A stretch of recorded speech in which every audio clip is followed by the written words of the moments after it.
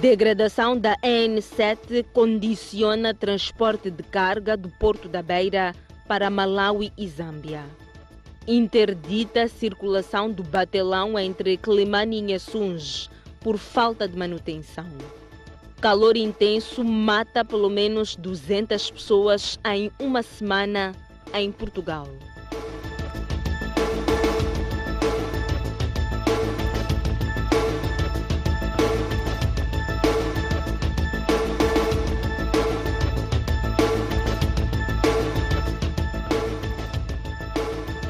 Boa noite. A estrada de terra batida que dá acesso ao distrito de Luabo, na província da Zambésia, está degradada. O governo tinha investido 108 milhões de meticais em 2019 para melhorar a via. É difícil fazer este percurso de Mopeia até a Luabo. Esta viatura de tração a 4 rodas encalha aqui e é preciso, na sequência, solicitar um trator para rebocar. É esta a situação, é este o drama das nossas vias ao nível da província da Zambésia. Um exemplo claro daquilo que deve ser feito para a intervenção das nossas vias. Depois de rebocada pelo trator, a viatura em que seguíamos com destino a Luabo teve de rebocar outra viatura do setor da saúde. Mas adiante deparamos com esta caminhoneta contendo brita. Dado o estado dos solos do traçado, o proprietário foi obrigado a descarregar. O plano é de ir para Luabo, só a via de acesso não tem condições para seguir a viagem. E o que está a fazer? Estou a carregar material de construção. Sim. E estas pedras está aqui a descarregar? Sim. Por quê? A via de acesso já não está permitida para chegar no local de trabalho. E como é que vão fazer? Vamos procurar um trator. Nós que sempre trabalhamos na zona baixa, fica difícil a gente trabalhar, a gente chegar até ao destino do trabalho. Mas como se trata de trabalho, não há outra opção. Temos que arriscar assim e chegar até ao destino.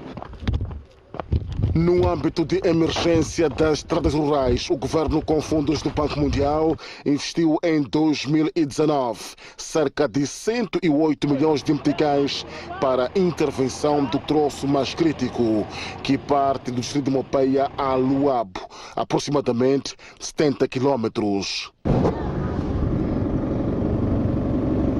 O diretor provincial das obras públicas reconhece a situação. Fernando Maing diz que a via está localizada em zona de solo saturado. Essas estradas, quer o troço 0, Mopeia, assim a Luabo, faz parte de estradas que estão no pacote de manutenção de rotina para o ano 2022. Essas atividades ainda não iniciaram porque está-se a aguardar neste momento que as chuvas cessem por completo, que é para poder-se fazer um trabalho. E aqueles locais onde há saturação do solo tem que se fazer um trabalho de melhoramento para assegurar que a próxima época chuvosa, que os locais não possam continuar a ser locais de difícil transitabilidade. Apesar da intervenção que será feita e tendo em conta o tipo de solos, o diretor diz que é necessário se fazer um estudo no futuro para se avaliar se vale a pena ou não continuar com este troço, ou então construir-se outro traçado, dependendo das disponibilidades financeiras. A estrada que liga a província de Tete ao resto do país está também degradada. A situação afeta a ligação entre o Porto da Beira e as fronteiras com o vizinho Malawi. A cada viagem, os utentes da Estrada Nacional número 7 somam prejuízos. Os buracos nas estradas nacionais já não chamam atenção. O que chama atenção mesmo é a importância das vias totalmente esburacadas.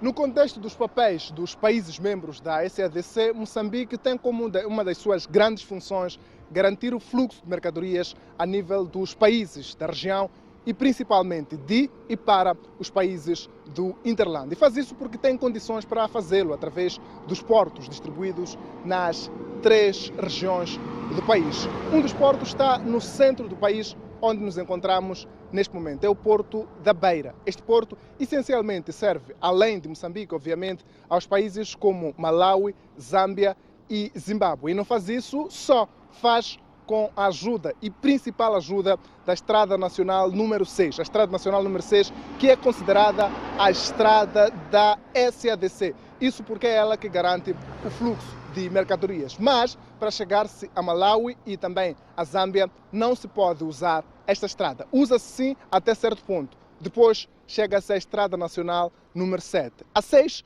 teve uma reabilitação recentemente, uma reabilitação profunda e mereceu uma reinauguração pelo Presidente da República, Filipe Nyusi. Mas a 7, essa ainda aguarda. Mas vamos ver como é que está a Estrada Nacional número 7 e, principalmente, qual é a sua função no concreto. Saindo de Inchope, em Sofala, a N6 é mesmo o caminho e até aí é um percurso até prazeroso. Não tinha como ser diferente, até porque foram despendidos aqui 410 milhões de dólares na reabilitação na extensão de mais de 280 quilômetros. E aqui separam-se 2 vias e 2 funções. Para lá continua a Estrada Nacional número 6, essa que foi reabilitada recentemente, reinaugurada pelo Presidente da República. Em geral, tem sido motivo de júbilo por parte dos automobilistas, sobretudo o transporte de carga. Mas, para o outro lado, segue a Estrada Nacional número 7.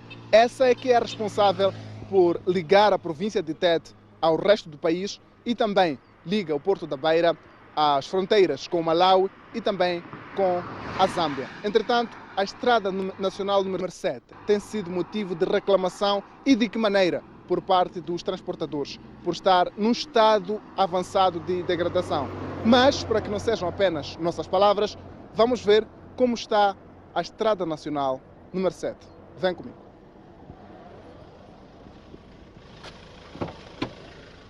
Não é uma viagem fácil.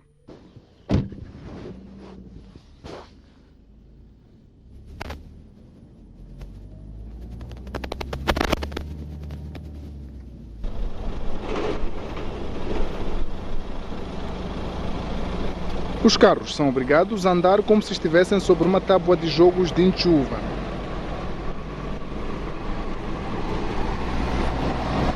Algo como isto. E o exercício deve ser feito por quase toda a extensão da Estrada Nacional número 7. Apesar disso, há quem ainda encontre espaço para imprimir uma velocidade considerável. Os problemas que se encontram quando se viaja pela N1 aqui também são frequentes. Por exemplo, as bermas. Bom, esse é um vocábulo muito distante para os utentes desta estrada. O cenário de degradação é visível em quase toda a viagem, mas há um investimento de quase 96 milhões de meticais para o tapamento de buracos em 60 dos 400 quilômetros de estrada desde o desvio da N6 até a cidade de Tete. Outra coisa que não se vê aqui são sinais de trânsito.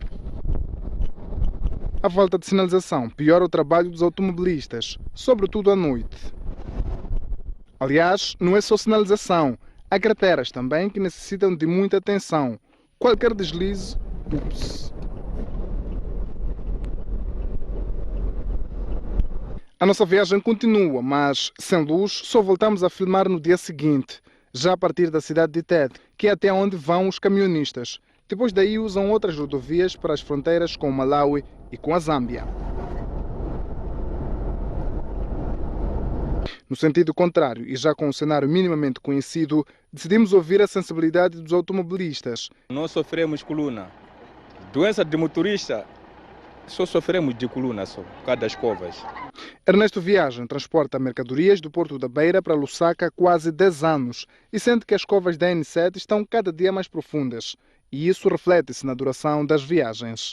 No tempo em que a estrada estava boa, era 2 dias. Mas esse tempo que a estrada está assim, são 3 dias máximo. Daniel Fortuna também faz o trajeto Lusaka-Porto da Beira. Faço 5 dias da Beira até na fronteira. Aqui em Lusaka são 5 dias. Se fosse que a estrada está mais bem, eu poderia fazer em 3 dias. Sim, mas só por causa da estrada, são 5 dias que estou a fazer. 5 a 6 dias. Para chegar na Sacatiza, que é a fronteira de Moçambique. Sempre eu, quando faço a viagem, quando vou para Zâmbia, ou na minha vinda, meto o caminhão na oficina para fazer uma revisão geral. Isso acarreta mais custos. E o que o faz levar muito mais tempo também são as paragens que tem de fazer para verificar a segurança da mercadoria. Neste caso, em Xangara, alguma coisa não estava correta. Saí na beira muito bem, mas pela viagem com os buracos não é favorável. Arrebentou. Por causa de buracos. Depois disso, seguiu viagem até Tete, de onde entra na N9 até Casacatiza, fronteira com a Zâmbia. E os problemas não prejudicam apenas aos camionistas moçambicanos. Joseph Simpaz é zambiano e diz que quando atravessa a fronteira entre Moçambique e Zâmbia vê bem as diferenças entre os dois países. The road is very bad because driving we take almost 6-7 hours driving. How long were you supposed to take? It's a distance of 120 kilometers. Yeah, almost 1 hour and some minutes. Isso tem sido devastador. Then when we stop, we have fatigue, the body pains. So those are the major impacts. And the vehicles are getting damaged in terms of suspension and other things. Joseph entende ser um erro estratégico do governo não reparar esta estrada, tendo em conta a sua importância. This is a major road which brings income in this country, Mozambique, because most of the trucks were coming outside and coming here bringing money, and this is the road should be looked upon so that they have to maintain the road, so that more trucks from outside Zambia they can use the same road. Enquanto isso, está a ser edificada uma portagem que custa 40 milhões de meticais. Vão passar a ser 2 portagens numa estrada cheia de crateras.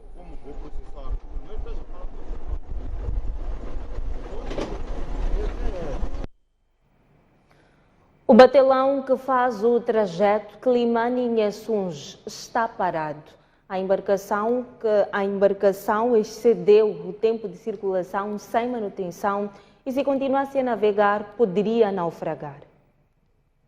O meio flutuante está ancorado na rampa da Companhia da Madao há sensivelmente um mês. Trata-se do batelão Zambeze, único que garante o transporte de carga, pessoas e bens de Inhaçunge a Quilimane e vice-versa. As autoridades marítimas na província decidiram por bem tirar da circulação o batelão por constantes avarias. Neste momento, a nível provincial, assim como a nível central, está sendo feita uma diligência essa de forma a se submeter a embarcação na doca seca de Quilimane para a reparação geral. Não há prazos de quando o meio flutuante será reparado para voltar à circulação. A paralisação deste meio vai, sem dúvidas, complicar a vida das pessoas. Neste caso das embarcações, tem um prazo de circulação. Findo esse prazo, é preciso que seja submetido, portanto, à doca para a sua reparação geral. E no caso do batelão Zambeze, o prazo de circulação já passou e tinha que já estar na doca seca. Enquanto isso, a travessia de Quilimane a Inhaçunge e vice-versa é garantida por pequenas embarcações. Os preços nestes meios por pessoa subiu de 15 para 20 meticais. 34. O custo de vida continua a subir em Moçambique. De janeiro a junho deste ano, por exemplo, houve uma inflação de 6,44%. Os dados constam deste documento referente ao primeiro semestre deste ano, recolhidos pelo Instituto Nacional de Estatística nas principais cidades do país, nomeadamente Nampula, Beira e Maputo, onde apontam para uma subida de preços, destacando-se produtos alimentares, bebidas não alcoólicas e transporte. Os preços vão continuar subindo. Anselma Sebastião vende no Mercado Central de Maputo. Aponta alguns produtos da cesta básica que registraram variação de preços. O óleo Sunseed em maio estava a 750 meticais. Atualmente, quanto é que custa? Atualmente está a 950 meticais. E o óleo Dona, em maio, quanto é que custava? Estava a 650. Hoje? Hoje está a 850. E em relação ao arroz e o açúcar, qual era a situação em maio? O arroz, em maio, este aqui estava a 50 meticais. Mas agora está a 75 meticais. O açúcar? O açúcar estava a 55, mas agora está a 80 meticais. No mercado municipal Fajardo, as coisas mudam de figura. A garrafa de 5 litros de óleo de cozinha, que no mercado central custa 950 meticais, aqui sai ao bolso do consumidor a 1000 meticais. Basílio vai colocando os preços atualizados. Os preços estão muito agressivos. Se é normal comprar uma caixa hoje a 3.000, amanhã vai a 3.200, cada vez mais está a subir. Sim. E para vocês ganharem alguma coisa, acabam aumentando também? Acabamos aumentando 10, 5 também, que nem cabe nada. E o negócio, vai bem? Muito mal. E se vai muito mal para quem vende, imagina-se para quem compra. A pessoa tem que usar mesmo, matutar a cabeça, porque mesmo o salário já não chega. Mas temos que tentar dividir um pouco para ver se gerimos um mês. Sim. Tem sido fácil? Não é fácil, está sendo muito difícil, não é fácil. Estão desequilibrados, todos os preços são muito altos. Por exemplo, acabo de comprar 4 maçãs e 4 peras. Antes eu comprava 10, só para ter ideia. Agora estamos a contar por pessoa para poder chegar em casa, só para não ficar sem fruta. Por enquanto, a batata Reno importada registra estabilidade do preço, custando o saco de 10 kg 350 meticais até ao momento. Mas já não se diz o mesmo em relação à cebola, onde o saco de 10 kg custava em maio último em diferentes mercados da capital do país 280 a 300 meticais e atualmente está a ser comercializada entre 300 a 350 meticais. E em comparação com junho do ano passado, o custo de vida esteve 10,81% mais alto em junho deste ano. O arcebispo da Beira diz que está preocupado com o aumento de consumo de droga e bebidas alcoólicas nas escolas. Dom Cláudio da Lazoana salienta que os prazeres momentâneos não são úteis para construir uma personalidade. Estas palavras são do arcebispo da Beira, Dom Cláudio da Lazoana, que falava neste fim de semana em torno do consumo cada vez mais preocupante de drogas e bebidas alcoólicas em algumas escolas secundárias na cidade da Beira, fato reconhecido recentemente pelos próprios alunos no encontro entre as autoridades policiais e os mesmos. Todos os dias que vemos para a escola, vemos alunos a consumir drogas e bebidas. Muitos deles vêm aqui para a escola para arrancar telemóveis, alunos, beber para lutar com o professor. As autoridades policiais já montaram cordões de segurança em todas as instituições de ensino e, em colaboração com os alunos, estão a tentar travar a entrada de drogas nas escolas. Percebemos que os que fumam droga, alguns que passam droga, estão aqui na escola. São em número muito pequeno. Nós temos que identificá-los, denunciá-los, para que a escola possa responsabilizá-los pelo que estão a fazer aqui dentro da escola. Sobre este assunto, o arcebispo da Beira afirmou ainda que os adolescentes e jovens, ao consumirem drogas e bebidas, nem sequer sabem o que estão à procura e fazem-no por influência negativa de algumas amizades. Nas visitas que estou a fazer nas paróquias, eu insisto muito no valor da amizade. Amizades sadias entre os jovens. Convido os jovens das comunidades cristãs a construir amizade entre eles, porque a nível da adolescência e da juventude, o parecer de um amigo vale mais do que o parecer dos pais ou das autoridades. Da Lazoana, que falava momentos depois de proceder à dedicação desta igreja, dedicação equivale à inauguração, defendeu ainda a necessidade de se criarem espaços saudáveis para os jovens se encontrarem. A vida é uma coisa preciosa e é única, não temos uma vida sobressalente. E então, jovem, não gastar a tua vida inutilmente, não deitá-la fora, não esbanjar estes anos que são os anos melhores da vida. Por isso, procurar olhar ao futuro teu como jovem, ver que há algo que tu podes fazer também para a sociedade e para os outros. Em relação a esta igreja, importa referir que é a primeira a ser construída de raiz no período pós-independência na Beira e a mesma é capaz de suportar ventos fortíssimos e contou com uma ajuda externa. Num dia como hoje, há 53 anos, Chimoio era elevada à categoria de cidade. O edil João Ferreira reconhece os desafios desde a recolha de lixo até o abastecimento de água. Chimoio ficou colorida e vestiu-se de gala este domingo. Não é para menos. A cidade cujo nome significa coração pequeno celebra 53 anos.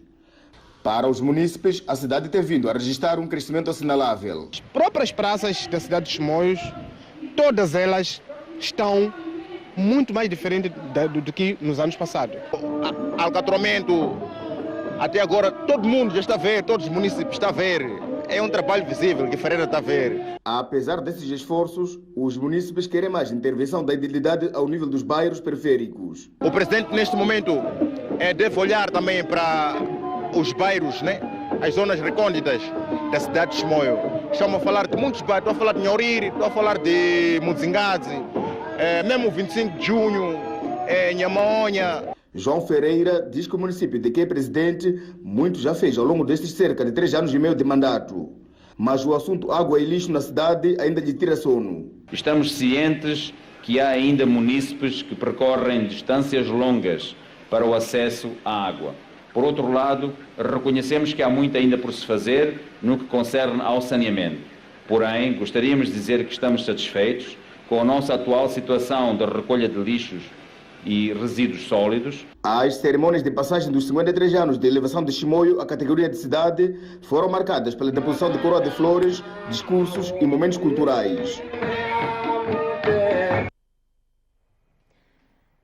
53 anos de elevação de Chimoio à categoria de cidade. O Jornal da Noite sai agora para uma curta pausa, mas antes o câmbio.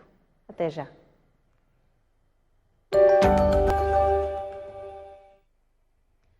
De volta às notícias. O Movimento Democrático de Moçambique aplaude a criação de novas autarquias e diz-se preparado para concorrer em todas elas. A garantia foi dada depois da primeira sessão da Comissão Política do partido.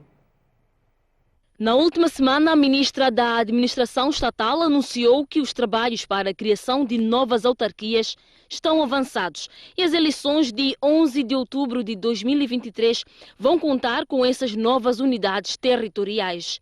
O MDM gosta da ideia. Pronto, é um processo de centralização, preciso com que demos também oportunidades aos outros municípios onde não estavam assim autorizados para que possam também ter esta governação interna. As autarquias constituem um modelo de organização que pode contribuir substancialmente para o aprofundamento da democracia, tornando-se, por isso, importante aprofundar o debate sobre o processo autárquico aos diferentes níveis, sobretudo no que concerne ao gradualismo. A reação surge num contexto em que o MDM já começou a movimentar-se para o próximo pleito eleitoral. A primeira sessão da Comissão Política traçou as metas para 2023. A Comissão Política Nacional decidiu que o MDM irá concorrer em todas as autarquias deste país, com certeza de manter a cidade da Beira e conquistar mais municípios para a sua governação. E para isso estamos preparados. Há falta de fertilizantes no mercado nacional. Os poucos que existem são caros. Os produtores estão sufocados. Já os fornecedores dizem que o facto se deve à guerra entre a Rússia e a Ucrânia. Os impactos da escassez de adubos e as respectivas soluções estão na reportagem de Dário Cossa. Acompanhe. Sabemos que tudo está difícil, mas não podemos parar, né? Estamos a tentar. Porque está difícil mesmo, está difícil. Toda coisa já subiu, o adubo também já está um preço elevado. Agora, estamos a fazer sacrifício. Faz sacrifício por uma boa produção agrícola e evitar que o mercado se ressinta da escassez de comida, mas nem tudo depende dos produtores. Estão em guerra 2 países e os demais sofrem as consequências. É que com o conflito russo-ucraniano começam a escassear fertilizantes um pouco por todo o mundo. E Moçambique não é exceção. Os produtores agrícolas já se ressentem da falta destes produtos, mas a solução para este problema pode estar mesmo debaixo dos nossos pés. Enquanto não se baixa a cabeça, olhar para o chão e buscar soluções locais, são os outros que fornecem fertilizantes que fazem crescer as culturas. Às vezes que esgota-se no mercado. Então, desta feita, é preciso que o produtor faça ginástica para conseguir adquirir o fertilizante. Mas não é só fazer ginástica para conseguir fertilizantes. O adubo químico está mais caro. Comprava-se o saco, por exemplo, de 50 kg de ureia a 2.700, mas agora são 4.200, 4.500, depende, porque o preço de produtos está liberalizado. Está tão liberalizado que cada vendedor fixa o preço da comercialização e o valor com que cada produtor compra também varia. O composto, de antes comprávamos a 3, agora subiu, compramos a 5, 5 por aí. Ureia também já subiu. De antes comprávamos a 2,5, 3, agora está 4.500 ou mais que isso. E há uma explicação para a subida dos preços de fertilizantes no mercado nacional. Por enquanto dizem problema de guerra, sim, falam mais problema dessa guerra que está a ocorrer lá. A guerra de que fala este produtor é da Rússia e a Ucrânia. Mas como ela pode impactar na disponibilidade e no preço dos fertilizantes, é simples de perceber. É que a Rússia é um dos maiores produtores de fertilizantes do mundo, o segundo maior exportador de nitrogenados e o terceiro exportador global de fosfatados e postássicos, contribuindo com 16% dos adubos exportados a nível mundial. Da Rússia, Moçambique importou em 2020 $76 milhões em cereais e $9 milhões em fertilizantes, o que representa cerca de 13% do total das importações.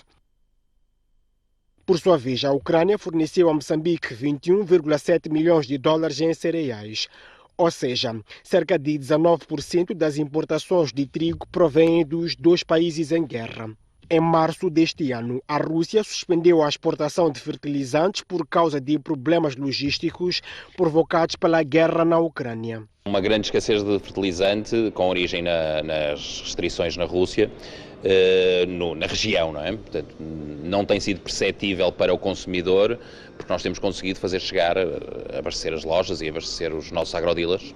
A Ucrânia e a Rússia são os melhores fornecedores do mundo em termos de produtos derivados de petróleo. Os fertilizantes fazem parte deste processo. As restrições na Rússia não só estão a afetar a disponibilidade dos fertilizantes, como também o preço final. O preço comparado com o ano transato aumentou cerca de 35% a 40%. A Rússia é o maior produtor de potássio, o segundo maior produtor de fosfato, e isto tem puxado o preço para cima, as restrições que existem. Também há uma tendência de os preços manterem-se altos. Acho que estamos a passar uma altura de muita oferta em termos de produtos finais. Estamos a falar de tomate, do repolho, mas se repara, o mercado não está a baixar comparado com os preços dos anos anteriores. Este é um solo aparentemente fértil, mas não é bem assim. Os produtores precisam de fortificá-lo com alguns fertilizantes e preferem mesmo os químicos, porque os naturais, ou seja, os orgânicos, levam muito tempo. Os adubos químicos não levam muito tempo, mas custam caro. Fazendo contas rápidas, para adubar uma extensão de terra de 1 hectare, são necessários 100 kg de adubo composto, também chamado NPK, e são gastos cerca de 10 mil meticais. Depois do adubo composto, os produtores utilizam a mesma quantidade de ureia, 100 kg, que não são menos de 9 mil meticais. E nossa área já habituamos a usar aquele adubo, né? Até que adubo natural é muito bom, só que precisa mais tempo, leva muito tempo, sim.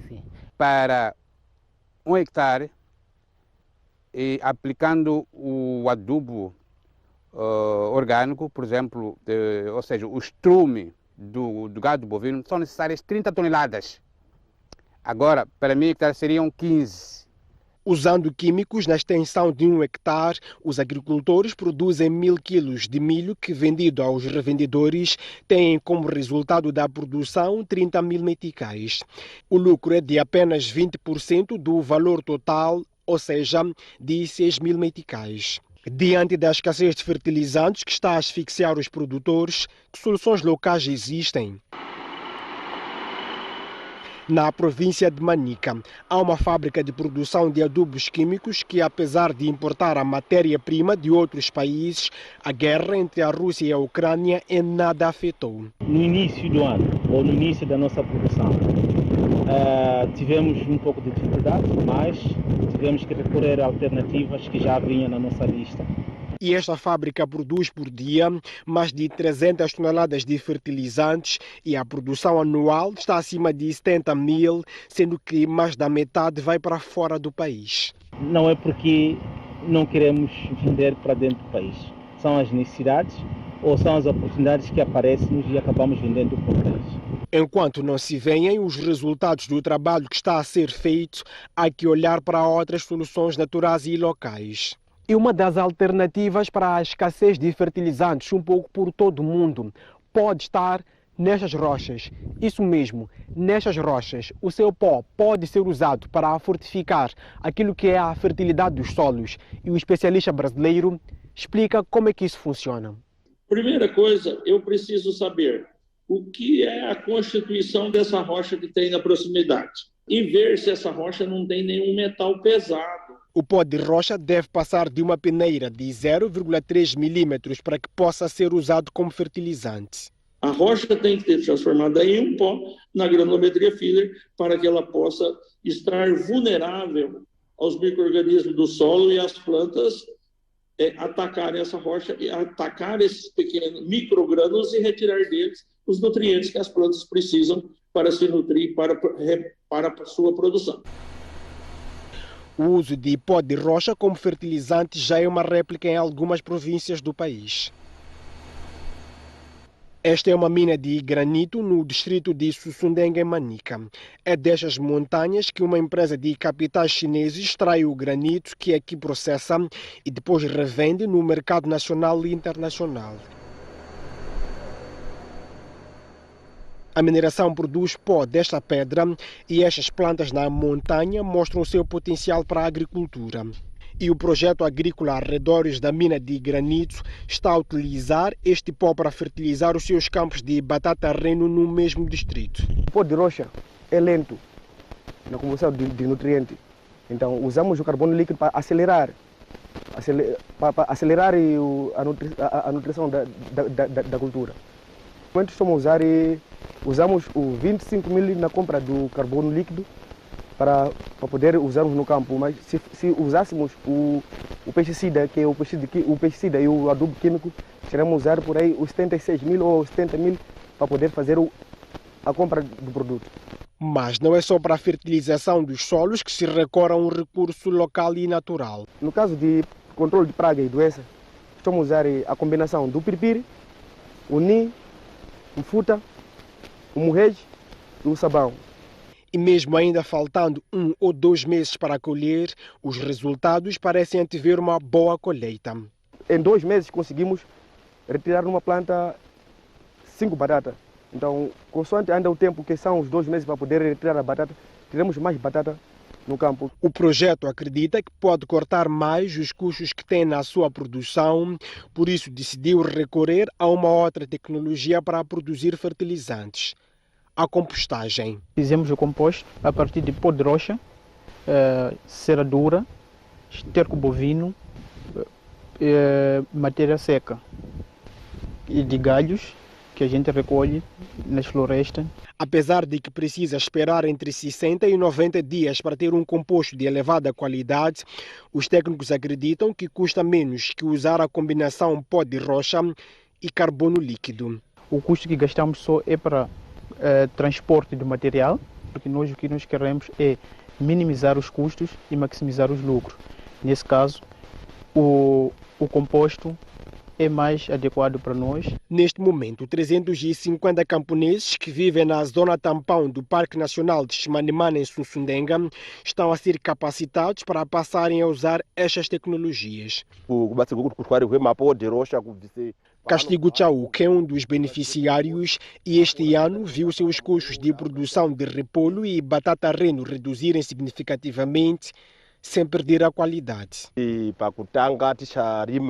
Tichindorima tichishandisa madhubhu zvaitidhurira maningi ngekuti taishandise ipo papa munda wese uwe muri kuonawo paide kuti zvese kubvire kuti kurimisa kuzodini pese ndaitogashitari mari inokwana kuma36 miri gora izvozvi como takazotambire chirongwa chekafe muri kuona iri pamusoro apo. A mesma técnica de pó de rocha aplica-se na produção de café e em 2 anos já vai colher quando devia fazê-lo no 3º ano. Para contornar o custo e escassez de agroquímicos, os produtores recorrem também à sintropia, que consiste na colocação de várias culturas alimentares e espécies florestais nativas no mesmo campo. E a sintropia está a possibilitar a recuperação de áreas degradadas como esta, totalmente compactada e onde nem capim nascia há anos.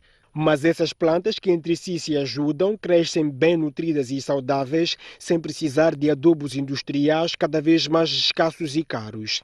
Do vizinho Malawi chega-nos outra experiência que pode suprir os custos e escassez de fertilizantes no mercado. Os agricultores daquele país estão a utilizar a urina humana como fertilizantes nos seus campos agrícolas. É que a urina humana contém ureia, ácido úrico, sal e outras substâncias que tornam o solo fértil. É disso que as culturas precisam para crescer. Em Malawi, os agricultores compram 25 litros de urina a 150 kwaxas, o que corresponde a 9,35 meticais. Além disso, foram colocados coletores de urina humana em vários locais de Lilongwe, capital do país.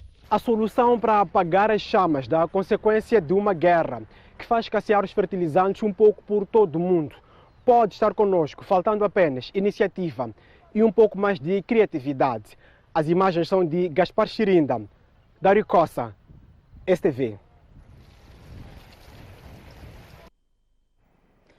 E agora vamos ao desporto. A reabilitação do Parque dos Continuadores custou, em 2016, ao Estado moçambicano 19 milhões de meticais. O presidente da República, Filipe Nyusi, já tinha criticado, em 2015, a degradação e o modelo de gestão da infraestrutura. Emblemático, o Parque dos Continuadores produziu a campeã olímpica e mundial Lourdes Mutola, melhor atleta de todos os tempos de Moçambique, e outros tantos nomes do atletismo moçambicano que não atingiram o mesmo patamar de Mutola, mas brilharam em provas internacionais. A falta de manutenção e gestão criteriosa aceleraram a degradação da pista de tartan, que até 2015 se apresentava sem mínimas condições para a prática do atletismo. No mesmo ano, o presidente da República visitou o Parque dos Continuadores e ficou desagradado com o que viu: acentuada degradação. Nyusi advertiu que o desporto devia ser prioridade no rol das atividades desenvolvidas no Parque dos Continuadores, na altura gerido por um privado que arrendou os espaços a preço de 100 mil meticais para a sua rentabilização. O chefe de Estado criticou o fato dos espaços arrendados na altura não gerarem lucros e recomendou a sua reabilitação. Não se pratica o atletismo, depois se alguém para gerir e aluga as infraestruturas, cobra dinheiro, e qual é o dinheiro que fica para o Estado, para o fundo? Sim, a receita inicial era essa de nos pagar mensalmente 100 mil meticais. E vocês pagam ele? Não, é pagar pela rentabilização das instalações. Então essa é a receita que não está conseguindo já fazer. Não, mas ele arrenda a casa, se não consegue, não sai. Sim, mas já restringimos contratos. Está Não tem sentido se você vive a sua casa, arrenda alguém para fazer escritório. Se ele não ganha dinheiro com aquilo, só aí. O meu problema até nem é de dinheiro, o meu problema aqui é a inviabilização desta pista aqui. Por isso que conseguem ter ideia de fazer prédios, construir aquilo, você começam a pensar mal. Feito o levantamento, o governo investiu 19 milhões de meticais para a reabilitação do parque, tendo sido reinaugurado em 2016. E a recomendação dos gestores foi clara: privilegiar a prática do desporto no recinto. Não há atividade que será autorizada aqui nesta pista ou no centro da pista que não tenha a ver com desporto. E nós não queríamos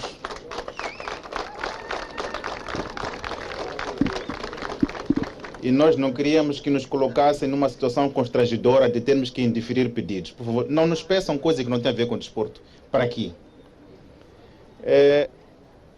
Quem deve utilizar a pista? Os desportistas, os amantes de desporto, os estudantes. Nós queremos desporto na escola, queremos que os alunos das escolas também façam educação física aqui na pista. Porque é de lá que também podemos identificar talentos no atletismo. O Fundo de Promoção Desportiva encontra na realização de espetáculos e arrendamentos de espaços a solução para rentabilizar a infraestrutura, mesmo com o risco da pista voltar a degradar-se. Sempre gerido em meio à controvérsia, o Parque dos Continuadores não chegou a ser requalificado em 2013, num projeto então avaliado em 50 milhões de dólares. O plano diretor previa a construção de edifícios, certificação da pista de atletismo para eventos internacionais, infraestruturas complementares como ginásio, salas de musculação, centro médico, aeróbica, piscina, anfiteatro, salas de conferências e serviços administrativos. O projeto falhou porque, na altura, a Federação Moçambicana de Atletismo e o Fundo de Promoção Desportiva queixaram-se de parte do terreno ter sido cedido de forma unilateral a uma instituição pelo município de Maputo. E a questão que não quer calar é: que futuro para as infraestruturas desportivas com o atual modelo de gestão, rentabilização e políticas desportivas? Vamos agora aos Mambas, que voltaram a falhar o pódio do sorteio COSAFA ao perder diante do Senegal no jogo de atribuição do terceiro lugar. 4-2 foi o resultado alcançado nas grandes penalidades depois do empate a 1 golo no tempo regulamentar. Mambas perdem por 4-2 diante do Senegal. É momento de observarmos agora uma curta pausa, mas antes a previsão do estado de tempo para as próximas 24 horas. Começamos pela capital, Maputo, uma mínima de 16, uma máxima de 25. A previsão de céu ligeiramente nublado e possibilidade de chuviscos. Mesmo cenário para Xai-Xai, em Gaza, uma mínima de 16 e uma máxima de 24. Em Ambano, o cenário é contrário, céu limpo, 26 de máxima e 19 de mínima. Avançamos ao centro do país, começamos por Beira e Sofala, céu ligeiramente limpo, uma mínima de 16, uma máxima de 24. Em Chimoio, a previsão de chuviscos e céu pouco nublado, uma mínima de 10 e uma máxima de 21. Seguimos a Quilimane, na Zambésia, uma mínima de 17 e uma máxima de 25. Também continuação de chuvas fracas. Tete, mesmo cenário, uma máxima de 30 e uma mínima de 20. Passamos agora para o norte do país, começamos por Nampula, província com o mesmo nome, céu ligeiramente limpo, 26 de máxima e 16 de mínima. Lixinga, na Foz do Regra, uma mínima de 7 e uma máxima de 19. Pemba, em Cabo Delgado, uma mínima de 19 e uma máxima de 16. Até já. De volta às notícias. Os países africanos devem aumentar a produção agrícola para enfrentar a crescente crise de fome no continente. O apelo foi feito na 41ª sessão ordinária do Conselho Executivo da União Africana, que decorreu na Zâmbia. A reunião dos ministros dos negócios estrangeiros dos Estados-membros da União Africana decorreu de 14 a 16 de julho sob o lema Construindo Resiliência na Nutrição no Continente Africano, acelerando o capital humano, as comunidades sociais e econômicas e os mecanismos regionais. O presidente da Comissão da União Africana, Moussa Faki Mohamed, disse que o continente enfrenta desafios que expuseram a vulnerabilidade de muitos países africanos à grave insegurança alimentar.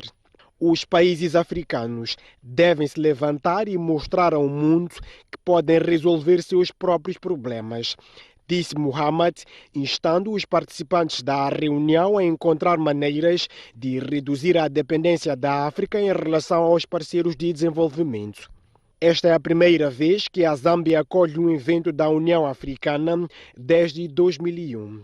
A reunião do Conselho Executivo será seguida pela 4ª reunião de coordenação semestral da União Africana, na qual se espera a presença de 13 líderes africanos.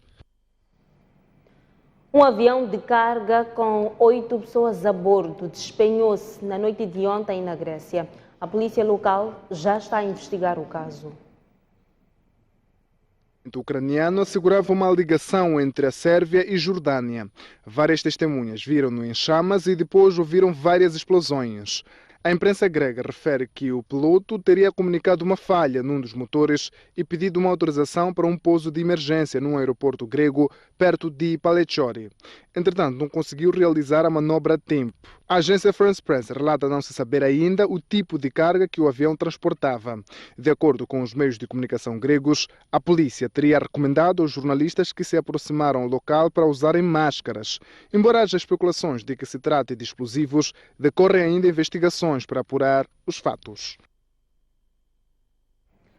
Continuam os ataques das forças russas às cidades ucranianas de Severodonetsk e Mykolaiv, com bombardeios e ataques aéreos na região de Donetsk, de acordo com o Ministério da Defesa russo. Mais de 200 pessoas morreram em uma semana devido ao calor intenso em Portugal. Os dados são deste mês. Teme-se que as altas temperaturas provoquem incêndios de grandes proporções. Olhamos agora a página cultural. O Sortilégio Estético é o título das duas exposições realizadas pela Associação Colunguana e pelo Centro Cultural Brasil-Moçambique, em Maputo. As amostras homenageiam o artista plástico Vítor Souza, que, se estivesse vivo, completaria hoje 70 anos. Uma homenagem a Vítor Souza. E agora vamos ao encontro de Boaventura Mocipo para conhecermos os destaques do Noite Informativa de hoje. Mocipo, boa noite. Boa noite, Isaura. Boa noite aos nossos telespectadores. Vários gestores públicos estão a pagar pelo seu próprio bolso dinheiro mal usado dos fundos canalizados para o combate à Covid-19. Trata-se de uma medida do Tribunal Administrativo que envolve também a resolução de processos mal instruídos relacionados a estes fundos da Covid-19. O Tribunal Administrativo quer também que estes gestores sejam responsabilizados ao nível do Gabinete Central do Combate à Corrupção. Daí que encaminhou matéria suspeita para este gabinete. A responsabilização pelo mau uso dos fundos da Covid-19 é o tema que abre a Noite Informativa de hoje com o professor Teodoro Watt. O ministro dos Transportes e Comunicações vai passar a falar diretamente com os operadores de transportes coletivos de passageiros, vulgo Chapacém. Mateus Magala quer cortar ruídos, quer ouvir com os seus próprios ouvidos os problemas do setor e responder com a sua própria voz às soluções do governo. A partir da abertura deste canal, resolve um problema. Poderá evitar a ruptura que se tem assistido nos últimos dias, em que vários transportadores dos principais centros urbanos paralisaram as atividades. Estamos a falar concretamente das cidades de Maputo, Matola e também a cidade da Beira. Vamos olhar para os transportes no global, particularmente esta decisão de Mateus Magala de se colocar à frente e ser ele a falar com os transportadores semicoletivos de passageiros. Vem aí novos municípios, novas autarquias. Vamos aqui no Noite Informativa desenvolver duas linhas de discussão. A primeira é sobre a transparência no estabelecimento de novas autarquias. A lei estabelece princípios gerais suportados por um estudo, mas há quem defenda que tem de haver uma lei própria, uma lei específica que determine quais são as condições para a criação de uma nova autarquia. Nas propostas que estão a ser discutidas, por exemplo, pretende-se elevar o distrito de Il, na província da Zambésia, a um município. Mas há quem discuta que Murumbala ou Pebane têm melhores condições para ser município que o distrito de Il. Vamos aqui discutir a questão da transparência. Por outro lado, afinal de contas, há dinheiro para fazer novos municípios, mas não há dinheiro para novos distritos ao abrigo das eleições distritais previstas na Constituição da República para serem realizadas em 2024. Até que ponto é que a criação de novos municípios não é uma moeda de troca para abafar a discussão sobre as eleições distritais? Vamos levantar esta hipótese também aqui no Noite Informativa com os nossos três convidados que entram no fim. Hoje vamos contar com Luís Nhanchote, Moisés Mabunda e Samuel Simão. Já, hoje é nos dois canais. Logo abrir, caro telespectador, vamos discutir a responsabilização pelo mau uso dos fundos da Covid-19. Aguardamos por si. Até já. E o convite já está feito. É tudo no Jornal da Noite. Obrigada pela atenção dispensada. Ficam os votos de uma boa noite, boa semana.